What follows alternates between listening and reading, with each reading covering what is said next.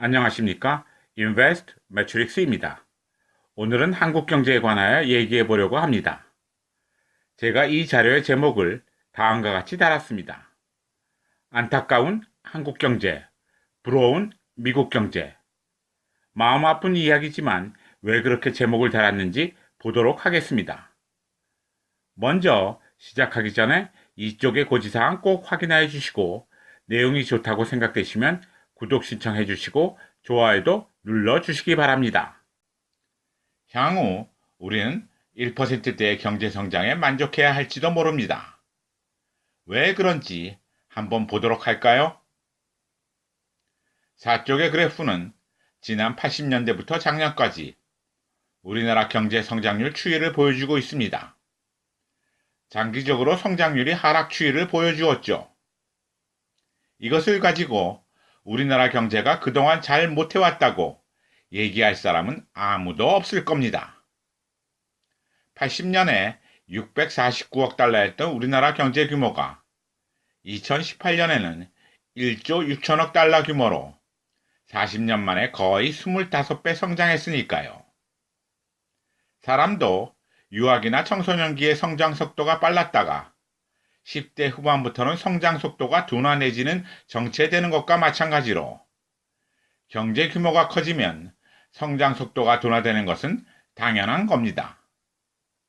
지난 80년대에는 평균적으로 9.9%, 90년대에는 7%, 2000년대에는 4.4%, 2010년대에는 3% 성장하였습니다. 그런데 2010년대에 들어서 우리가 만들어낸 3%의 성장은 어떤 의미를 가지는 걸까요?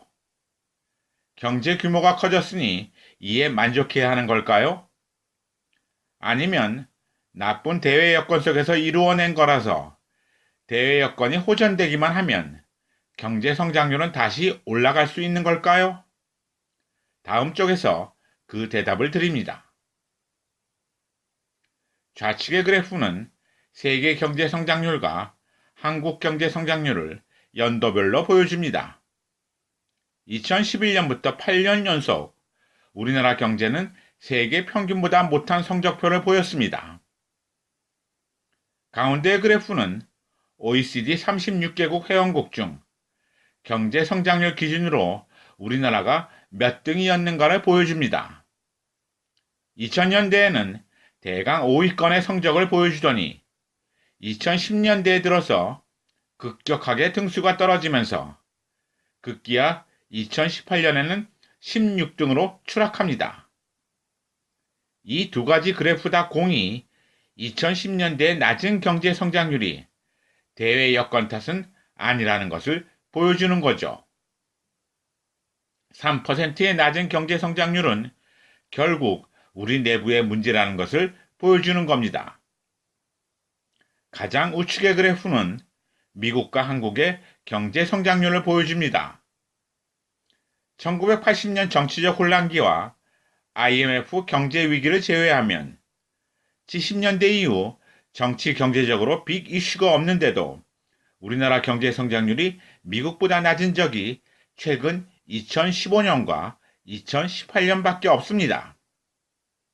우리나라보다 12배 가까이 큰 미국의 경제 성장률을 우리가 못 따라간다는 것은 정말 우리를 슬프게 합니다. 그런데 우리를 진짜 더 슬프게 하는 것은 실질 경제 성장률 하락이 아닙니다. 잠재 성장률의 추락입니다. 실질 경제 성장률은 일시적인 요인에 의해서 올라갈 수도 있고 내려갈 수도 있지만 잠재 성장률의 하락은 말 그대로 우리의 잠재력이 줄어든다는 것을 의미하니까요. 좌측의 그래프는 우리나라 잠재 성장률이 지난 20년 동안 5% 초반에서 2.5%로 반토막이 된 것을 보여줍니다. 반면 우측의 그래프는 우리나라처럼 반토막이 되었던 미국 잠재 성장률이 2010년 후반때 들어서 급반등하는 것을 보여줍니다. 그럼 이 대목에서 잠재 성장률이란 무엇인지 볼까요? 잠재 성장률은 물가 상승을 유발하지 않는 범위 내에서 한 나라의 노동과 자본을 최대한 활용하여 달성할 수 있는 경제 성장률을 의미합니다. 잠재 성장률의 구성 요소는 우리가 중고등학교 시절 경제 시간에 배운 생산의 3요소와 동일합니다. 생산의 3요소, 노동, 자본, 기술이죠.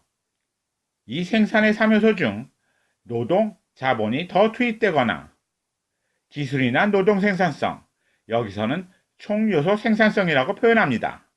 기술이나 노동 생산성에 혁신이나 개선이 일어나면 잠재 성장률은 올라갑니다. 그럼 잠재 성장률에 대한 요인별 기여도를 한번 보겠습니다. 먼저 자본 투입인데요. 왼쪽의 그래프는 자본 투입 측면에서 우리나라 잠재 성장률에 대한 기여도가 점점 떨어지고 있다는 것을 보여줍니다.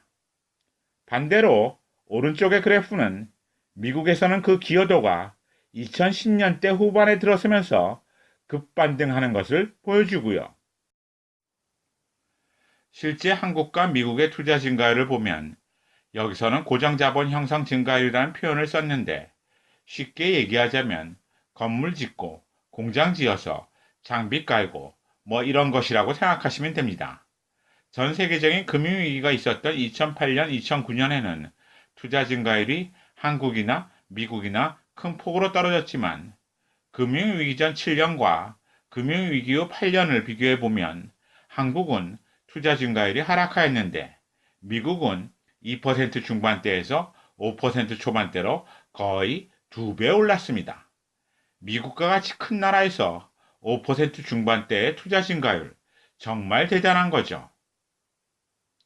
그러면 한국은 투자 증가율이 떨어지는데 왜 미국은 올라갈까요? 너무나 당연한 얘기지만 한국은 투자해도 돈이 안 되고 미국은 투자하면 돈이 되기 때문이죠. 좌측의 그래프는 한국 상장 기업의 자기자본이익률 ROE가 2004년 10% 중반대에서 추세적으로 악화되어 이제는 한 자릿수로 내려와 있음을 보여주고 있고 우측 그래프의 빨간 선은 미국 제조업의 영업이익률이 5% 수준에서 최근 8%가 넘어섰음을 보여주고 있습니다. 한국은 투자 대비 수익률이 낮아지고 있으니 투자를 꺼리고 이것이 다시 잠재 성장률을 낮추는 악순환의 늪에 빠져 있고 반대로 미국은 이익률이 좋아지니 투자가 늘어서 이것이 다시 잠재 성장률을 높이는 선순환의 고리가 이미 만들어진 거죠. 두 번째로 노동 투입 측면에서 잠재 성장률에 대한 기여도를 보겠습니다. 좌측의 그래프는 한국은 그 기여도가 추세적으로 하락하고 있음을 보여주고 있고 우측의 그래프는 미국에서는 그 기여도가 2010년대 후반부에 오면서 급반등하고 있음을 나타내고 있습니다. 노동 투입 측면에서 잠재 성장률에 대한 기여도의 차이는 경기 호불항에 따라서 경제활동 참가율이나 실업률이 변화해서 그렇게 나타난 것이긴 한데 그런 단기적인 면을 떠나서 구조적인 변화에 대해서 언급드리고자 합니다. 15세에서 64세까지의 인구를 생산연령 인구라 하는데 한국은 이미 2018년에 생산연령 인구의 절대수가 감소하기 시작하였습니다. 현재는 그 인구수가 약 3,700만인데 정부의 발표에 따르면 2020년대에는 연평균 33만 명이 감소하여 2025년에는 지금보다 200만 명이 준다고 하더군요. 정말 큰일입니다. 반면에 미국은 인구 전체에서 생산 연령 인구의 비중이 지난 40년간 꾸준히 66% 전후를 유지하고 있음을 보여주고 있습니다. 미국은 정권에 따라 약간의 차이가 있긴 하지만 그래도 전체적인 기조는 개방적인 이민 정책으로 인력과 인재를 유치 내지는 영입하는 정책을 유지하고 있기 때문이죠. 마지막으로 총요소 생산성의 잠재 성장률의 기여도를 보면 한국은 21세기 들어서 추세적으로 하락하다가 안정화되는 모습을 보이고 있고 미국은 2010년대 전반부까지 하락하다가 2010년대 후반부에 들어서면서 그 기여도가 높아지고 있습니다. 총요소 생산성의 개선은 기술 혁신과 노동 생산성의 개선으로 나누어 볼 수 있는데 기술 혁신이 일어나기 위하여는 R&D 등 지식재산 생산물에 대한 투자가 늘어나야 합니다. 그런데 2010년대 전반과 후반을 비교하면 한국은 그 부분에 대한 투자 증가율이 줄고 있고 미국은 늘고 있습니다. 총 요소 생산성 두 번째 항목인 노동 생산성 부분에서는 우리나라도 최근 좋아지는 모습을 보이고 있습니다. 미국은 지난 90년대 중반부터 20여 년간 노동 생산성 증가율이 3%에서 2.1%, 1%까지 추세적으로 낮아지다가 2018년부터 급속하게 개선되더니 이제 2.5% 수준까지 올라왔습니다.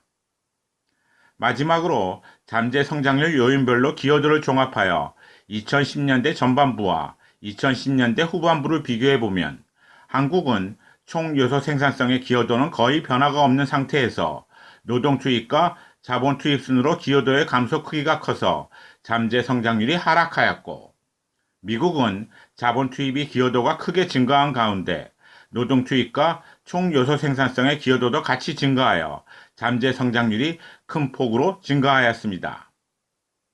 마지막으로 한 말씀 올리고 오늘 설명을 마치도록 하겠습니다.